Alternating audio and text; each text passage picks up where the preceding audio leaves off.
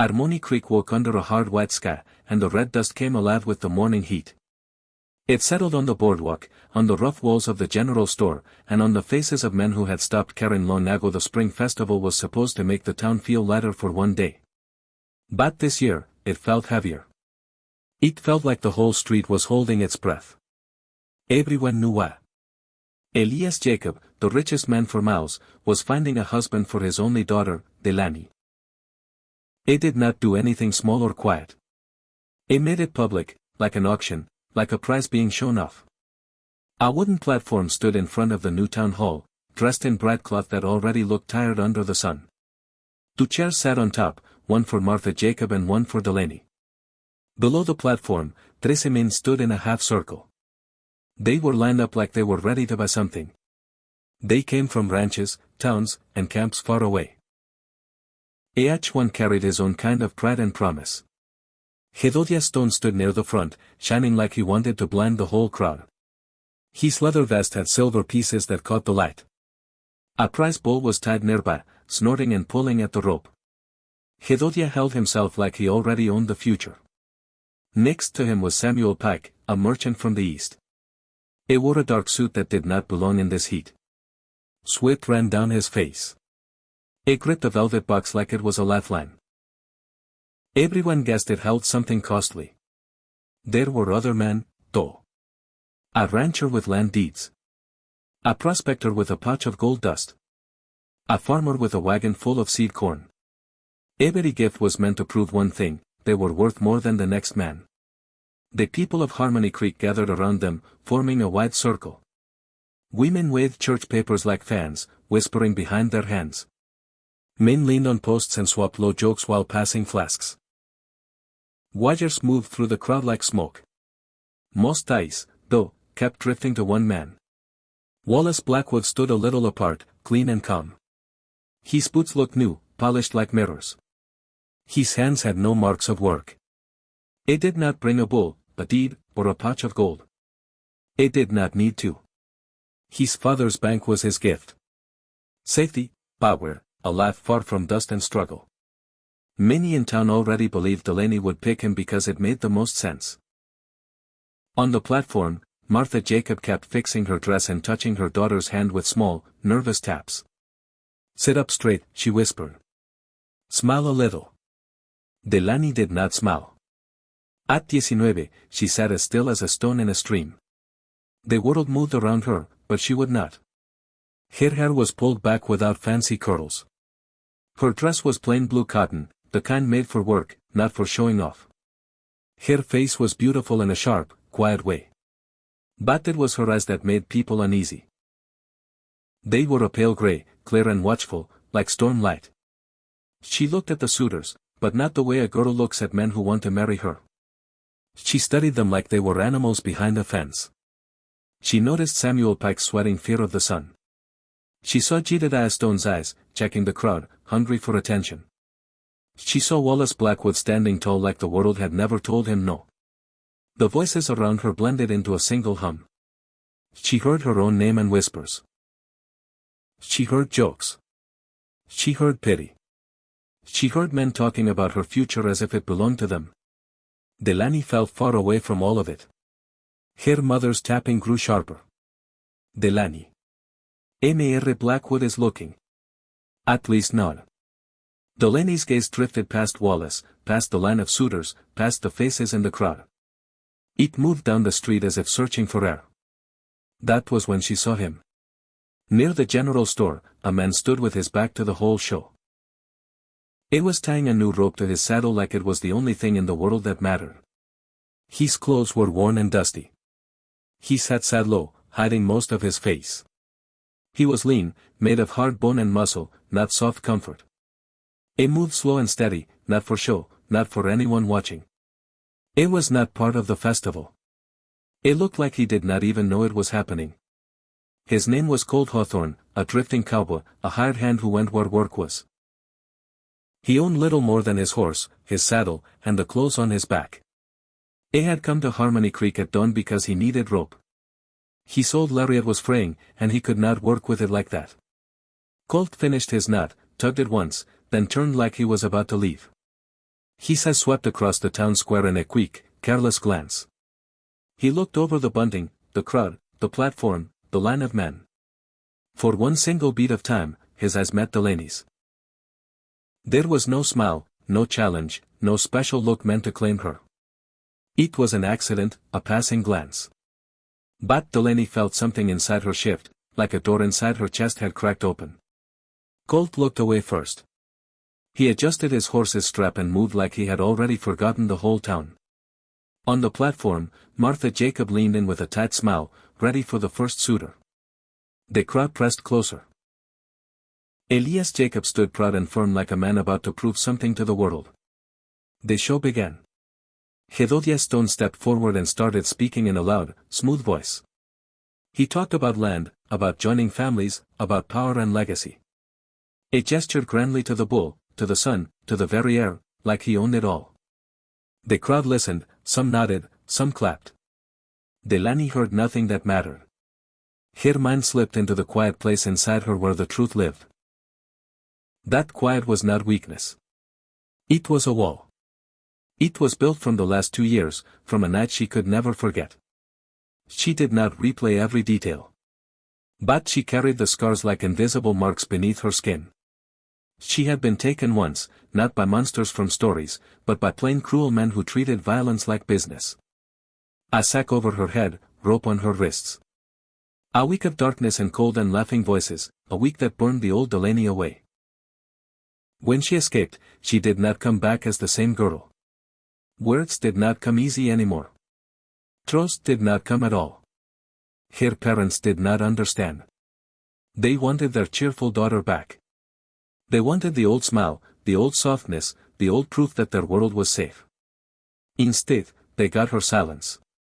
Delaney remembered standing in the house and hearing her father's voice from his study. He was frustrated, angry. He spoke of gossip, of reputation, of her being damaged, of needing a husband to manage her, to fix things in the eyes of the town. Her mother had sounded worried, but her father's words had been cold like iron. Delaney had not cried that day. She had simply learned what she already feared. To them, she was not a heart. She was an asset, and that was why this platform existed. Jedediah's speech ended, and polite applause rolled through the crowd. Her mother whispered again, "No, Delaney." Delaney turned her face to Jedediah and gave the smallest nod a person could give without meaning it. She did not offer him a smile. She did not offer him herself. Her eyes slipped back down the street. Colt Hawthorne was still there, moving on his own time, letting his horse drink at the trough. He wiped his brow and stood with his back to the festival like the world could shout all it wanted. He would not turn unless he chose to. Delaney watched him like he was the only real thing in a town full of costumes. The next suitor stepped forward, and Delaney Jacob, sitting on that platform like a prize meant to be claimed, already knew something deep and dangerous. 16 men had come to win her.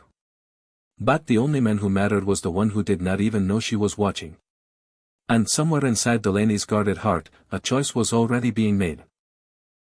The suitors kept coming, one after another, like a parade that would not end. Each man stepped forward with a gift, a promise, or a fancy speech. One read poetry from a small book, words about roses and faraway places that did not belong under this harsh sun. Another spoke about wagons and trade routes, like Delaney's life was just another shipment to be moved. A farmer talked about quiet days and safe seasons, like the land was a gentle thing. Delaney sat still through it all. The words did not touch her. They slid off her like dust off stone. Her eyes kept returning to Colt Hawthorne. He leaned on a fence near the livery corral, arms crossed, cigarette smoke lifting and fading in the wind. He was not watching the ceremony. He was watching the wild mustangs penned inside, studying them like they were a puzzle only he could solve. His stillness was not empty. It was work. It was focus. It was quiet purpose. That quiet pulled at Delaney in a way she could not explain. Then Wallace Blackwood stepped forward.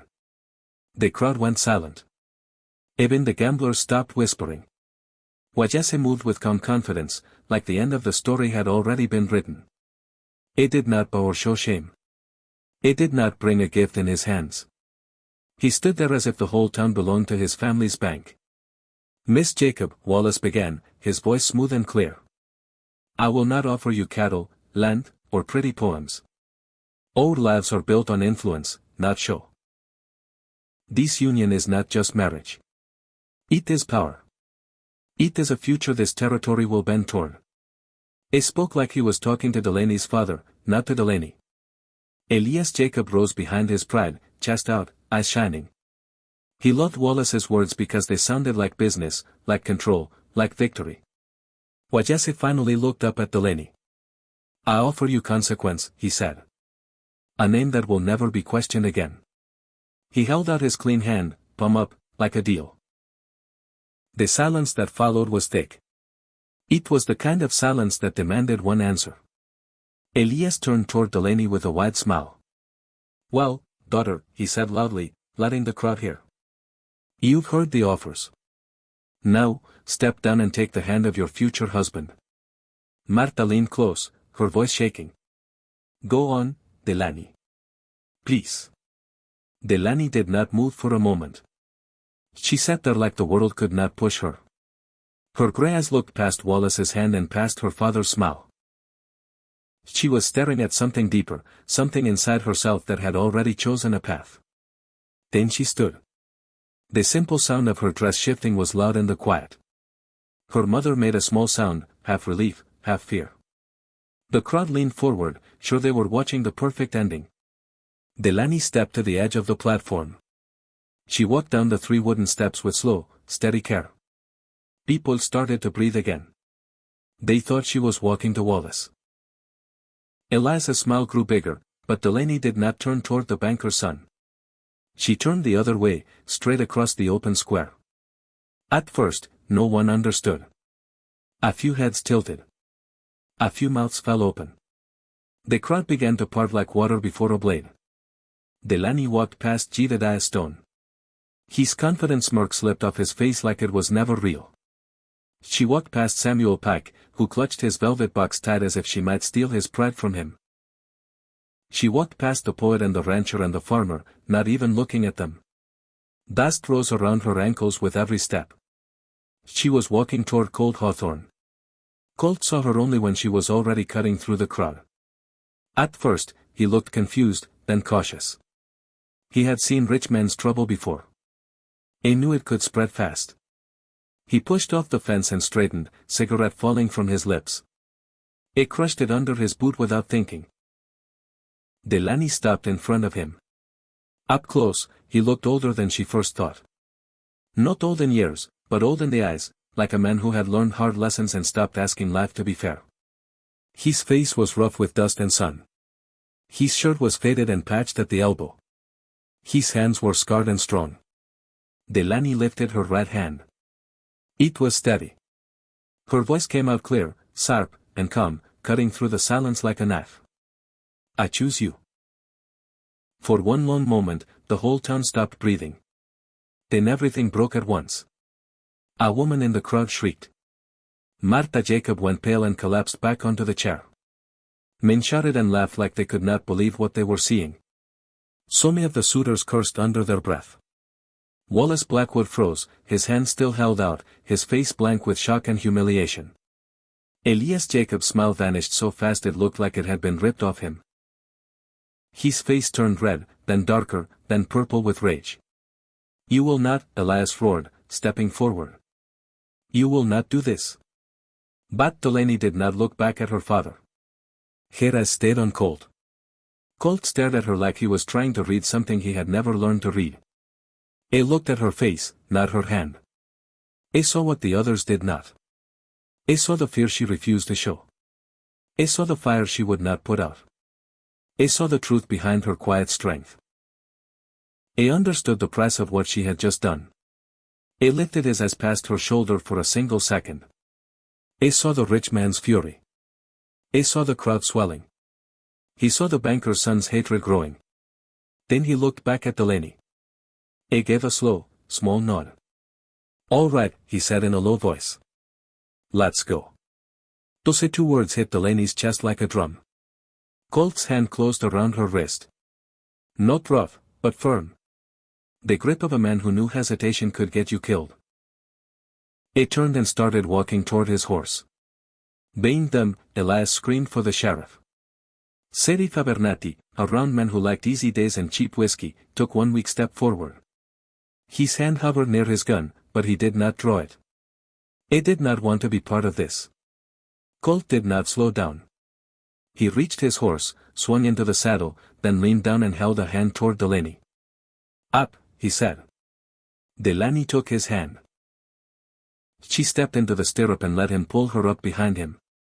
She settled against the saddle, her arms wrapping around his waist because the world was moving too fast now to pretend she did not need something to hold. Elias Jacobs' voice thundered behind them. Stop them. Stop them right now. Colt pushed his horse forward. Then, in the middle of the chaos, he did something that shocked Delaney. He turned the horse toward the general store. He reined in hard, jumped down, and walked inside like the town screaming did not matter. He came out moments later carrying supplies, a sack of flour, bacon, coffee beans. He tossed coins on the counter, more than enough, and swung back into the saddle. That was when Delaney understood something. He was not just running. He was planning. He urged the horse into a trot, then a strong, steady pace out of town. The shouting behind them faded into the wind. Harmony Creek grew smaller like a bad dream falling away behind her. The sun began to slide down the sky. Orange light spilled across the land. The heat slowly drained, leaving a cold edge that made Delaney's skin tighten. They rode into harsher country. Rocks rose like broken teeth. Flat mesas stood tall and silent under the wide sky. There was no comfort out here, no soft place to land. Delaney pressed her cheek against Colt's back. His shirt smelled of dust, horse, and smoke. It was not a clean smell. It was real. She did not ask where they were going. The only thing that mattered was that they were going away. They rode most of the night. The stars came out like scattered fire. The wind whispered through sagebrush. Colt kept moving, guided by something inside him that did not need signs or roads. Near down, pale light spread across the horizon. Colt finally slowed the horse and spoke again, his voice rough from the long ride. We're here. Delaney lifted her head. A cabin sat in a shallow basin, half hidden by the gloom. It looked abandoned, like Hope had walked out and never returned. The roof sagged. The boards were gray and cracked. A broken corral lay scattered nearby. A stone-lined well stood off to the side, the hand pump leaning like a tired man. Colt helped Delaney down, her legs shook when her feet touched the ground. She grabbed his arm for balance. He did not comment. He only stood steady until she could stand on her own. He shoved the crooked cabin door open. Dust lifted into the air. Inside was one room, a soot-black fireplace, a rough table, a single stool, a cot in the corner with a thin old mattress. Colt struck a match and looked around like he had been here before, or like he expected this kind of place. He went to the well, worked the pump until water finally ran, clear and cold. He filled a dented bucket and carried it inside, setting it down between them like it was a gift. Then he looked at Delaney. You can choose where you sleep, he said.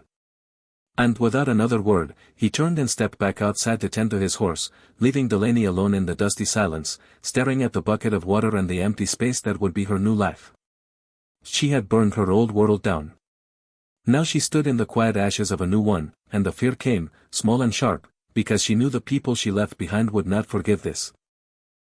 Not Elias Jacob, not Wallace Blackwood, and not the kind of men who believed a woman could be taken back like stolen property. The first days at the cabin felt like standing on the edge of a cliff. Delaney woke each morning to silence so wide it made her ears ring. Colt was gone before sunrise, moving like a man who trusted the land more than people. When he came back at dusk, he brought the plain things they needed, water, firewood, sometimes a rabbit or a pair of quail. He did not talk much. He did not ask why she chose him. He did not make promises he could not keep. Delaney did not ask about his past either. She saw sadness in the cabin, in the sun-stained stone, in the way the roof sagged as if it had given up. But she did not push. Her own past was heavy enough. So they worked.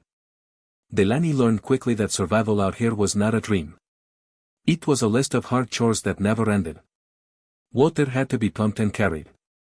Wood had to be found and split.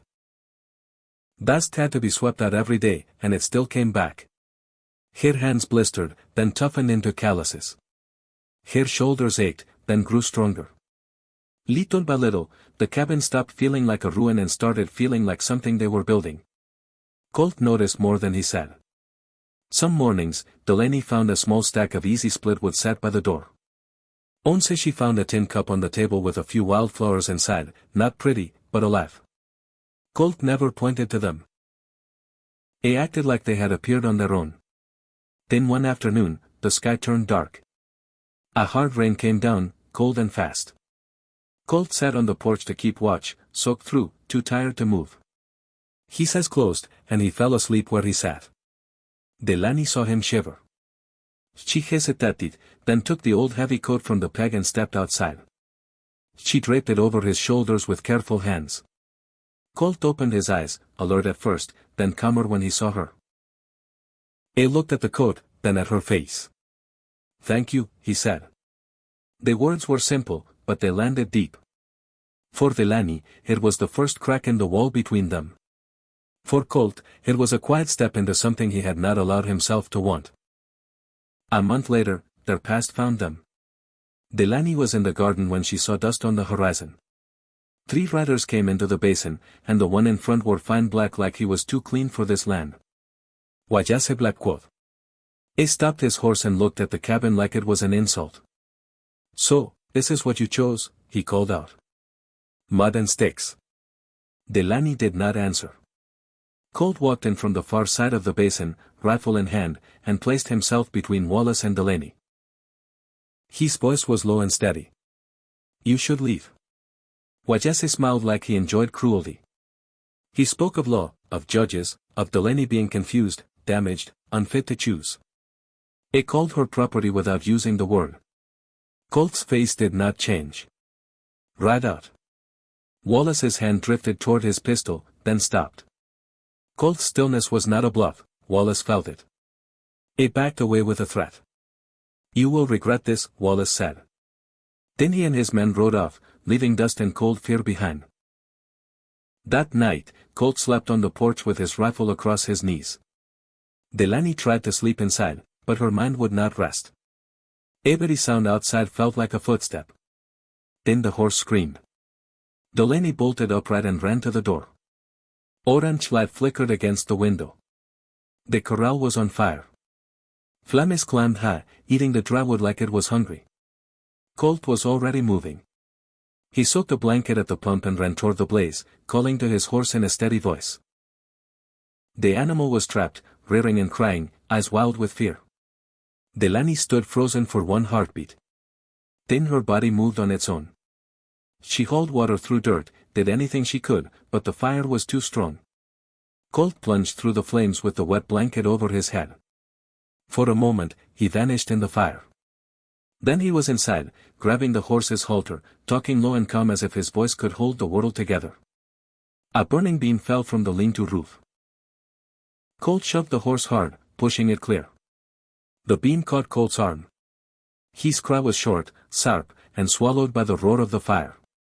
He tore himself free and stumbled out with the horse. The animal ran, shaking into the open, alive. Colt dropped to one knee, smoke rolling off him. When the fire finally died, the corral was black and broken. The smell of burned wood hung in the air like a curse. Delaney saw Colt's arm. The skin was red and raw, blistered and torn. He tried to hide it, turning away like pain was nothing. Something broke inside Delaney. Her tears came fast and hot. She grabbed his burned hand without thinking, holding it in both of hers. "They did this," she whispered, voice shaking with rage. "That man and his kind." Colt stood still, letting her cry. Then, very slowly, he lifted his good hand and touched her hair. It was the first time he had touched her at all. The next morning, Delaney cleaned his burn and wrapped it with cloth she tore from her last clean underdress. She crushed leaves into a paste, the way she remembered from old ranch talk, anything to soothe the wound. Colt did not fight her. He held out his arm and took the pain in silence, trusting her hands. While he healed, Delaney took over the hard work. She hauled water, split wood, checked snares. Her body shook with exhaustion, but she did not quit. Colt watched her with quiet respect, then taught her what he could. One day, he handed her the rifle. He showed her how to brace it, how to aim, how to squeeze instead of yank the trigger. He stood behind her, guiding her arms with steady pressure. When the gun kicked, he held her firm so it did not knock her down. She hit the target at last, and a small laugh escaped her before she could stop it. Colt did not smile, but his eyes softened. As weeks passed, they rebuilt again. They bought 3 thin cows from a passing rancher for cheap. They fixed the corral slowly, working side by side. One night, a cow struggled to give birth, and Delaney helped Colt pull the calf free under lantern light. When the calf finally stood, shaking but alive, Delaney felt a deep satisfaction she had never felt in her father's grand house. That same night, Colt said something that cut her deep. "If you want to leave," he told her, "a rancher will pass through soon. It could take you back." Delaney looked at his bandaged arm, at the calf, at the cabin. She understood he was trying to protect her even if it cost him everything. "I'm not here because I had no choice," she said. "I'm here because I chose." Colt did not answer, but he did not ask her to go again. Late summer came, and the threat returned, bigger and sharper. 4 riders rode into the basin. Elias Jacob was in front, face hard with anger. A lawyer rode beside him, holding papers like they were a weapon. 2 hired guns followed, hands near their pistols. The lawyer spoke first, saying Delaney was not well, saying the judge had given her father control, saying Colt was a kidnapper. Delaney stepped forward beside Colt. She did not hide behind him. "I was not kidnapped," she said. "I chose." Elias roared that she was his daughter, his blood, his property. He insulted her hands, her clothes, her life. He offered to erase the scandal, to bring her home, to give her back to Wallace like she was a deal that could still be saved. Delaney walked into the cabin and came out with the rifle. She did not point it at anyone. She held it across her body like a truth. "You do not own me," she said, voice clear and steady. "That girl you thought you could sell is gone. She died, waiting for a rescue that never came." Elias flinched like she had slapped him. "I belong to no one," Delaney said. "This is my home. This is my choice." The lawyer's face went pale. The hired guns looked at each other, unsure. They had been paid to scare a helpless girl, not to face a woman who would not bend. Elias stared at her like she was a stranger, then turned his horse and rode away without a word. The others followed. When they were gone, Colt reached for Delaney's hand. His grip was steady, warm, and real. It did not speak. It did not need to. A year passed. Their basin changed. The corral stood solid again. The cows had calves. Delaney's garden grew larger. The cabin smelled of smoke and bread instead of dust and old sadness. To buy winter supplies, they needed to sell a few calves. That meant going back to Harmony Creek. They rode into town on market day. Colt in front, Delaney behind him. She wore a plain dark dress she had made herself. On her left hand was a simple wooden ring Colt had carved and polished smooth. It was not gold. It was not a show. It was a promise.